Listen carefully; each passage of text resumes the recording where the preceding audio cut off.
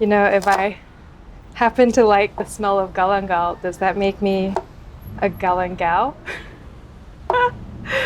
Oh man.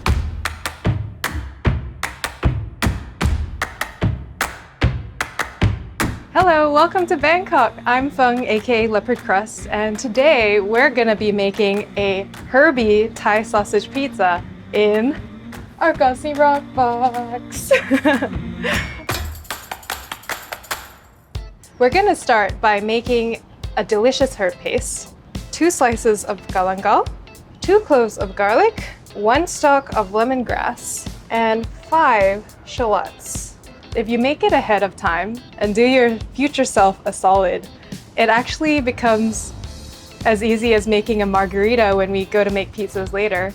And it gives time for all the flavors from all these amazing herbs to melt together better, so double bonus. So we're just roughly chopping these into large chunks. If they look uneven, you're doing it right.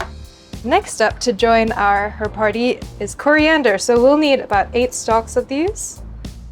How you can tell whether or not you're chopping this finely enough is to ask yourself, am I having fun? So this is where we start to really make it nice and fine. If things are flying all over the place, you're doing it right. You could also use a food processor for this if you have such advanced technologies in your house. I don't. It's time to mush them up into a paste. Now, if you're interested in earning authenticity points, or if there's an Asian uncle or auntie in your life that you're looking to impress, you're gonna need a mortar and pestle to do this, but I'm exempt. I'm Asian. Do a shortcut by using this knife. Nice. Transfer this into a bowl. So now that we have our herb party in a bowl, we're going to add 1 teaspoon of turmeric, 1 tablespoon of chili flakes, add in 1 tablespoon of fish sauce. I'm gonna eyeball this because you can't really go too wrong with fish sauce. And then we're gonna give it a nice stir to combine. Oh, I love all the color that's going on in here.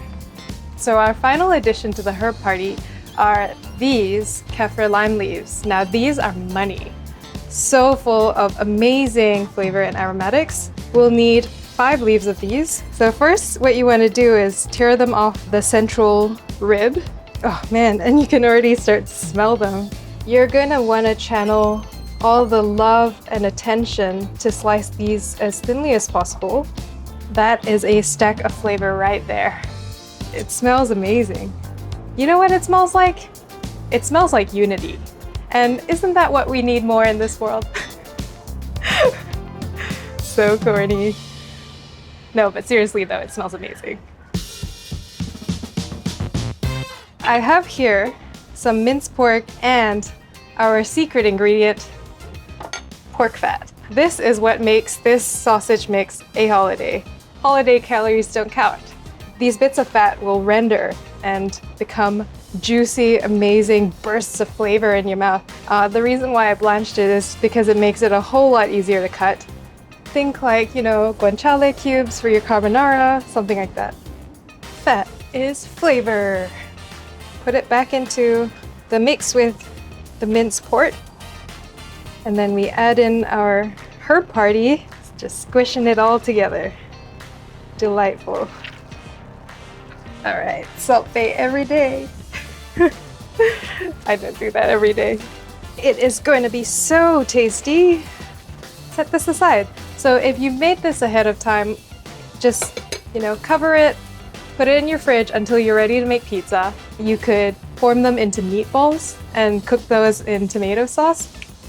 Or you could even form them into patties and make the best breakfast sandwich you could think of. Grill that in the Roccbox, slice of cheese, English muffins, egg, go crazy. It's so good, trust me.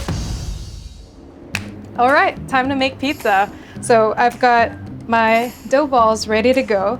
This is a 72-hour sourdough pizza dough, but if you need a recipe for a dough ball, there are heaps on Gozney.com, as well as the recipe for the amazing pizza we're making together today. I'm just pushing those beautiful bubbles that have formed during fermentation out to the sides. I kind of think of this as like waking up the dough, like, hey, buddy, you ready to go? Let's make a pizza. Yeah, that's normal. People talk to their doughs all the time. Because this pizza is a team effort between you and this dough. Let's get some sauce on this beautiful crushed tomato sauce. We're gonna use our fish sauce again, because this is a Thai pizza. Got some on the crust. That is gonna be a good bite, I think. Beautiful mozzarella chunks. If you put more in the center, it increases the likelihood that you're gonna get a beautiful cheese pool later. Last but not least, our herby sausage mix, Sai Ua. So you just wanna grab a chunk of that and start scattering that all over your pizza base. All right, so we're gonna start by flouring our peel with semolina, and then we're gonna go for a classic 60-second Roccbox cook. Oven is at 400 degrees right now, and I've got a low flame going. There we go. Stretch it out on the peel a little bit more.